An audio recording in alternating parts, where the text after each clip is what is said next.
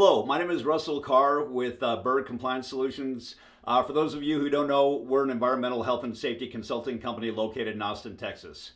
Okay, so I wanted to share this story as a cautionary tale for companies out there who aren't keeping up with their OSHA compliance requirements or maybe aren't sure if they are.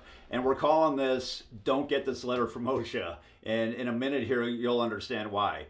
Okay, so here we go. So I recently got a call from the owner of a small manufacturer, which was unlike any call I'd ever received before from a potential client for several reasons.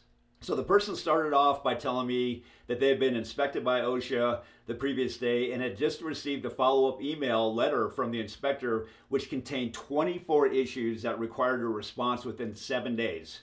All right, so given our experience dealing with OSHA enforcement, I was really surprised to hear that the inspector was asking about 24 issues. Normally when a company contacts us after an inspection, it's for just a few violations, but never 24. So anyway, surprisingly, the caller didn't seem too worried as they casually told me, "Hey, we don't have any of these things in place, and I just need to know how much it would cost to fix everything."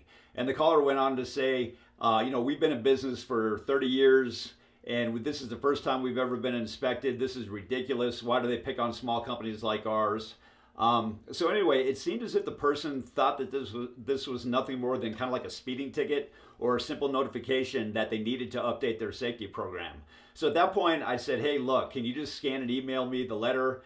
And I promised that I would look it over and give them a call right back with some ideas. So the letter quickly arrived in my inbox, and as I began reading it, the magnitude of the situation became painfully clear.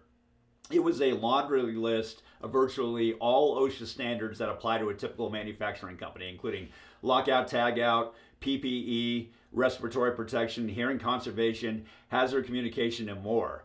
And so based on my experience, it looked like this could easily end up resulting in anywhere between $120,000 and $180,000 in fines, or even higher, especially if OSHA claimed that any of these to be willful violations.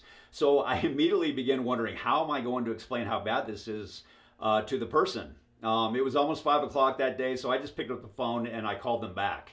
So if you want to see and hear how that conversation went and would like to see a redacted copy of that letter, I don't name the company or the person, I don't want to embarrass anybody here, click below and check out the blog post which tells the rest of the story. All right, so thanks for watching and we'll see you next time.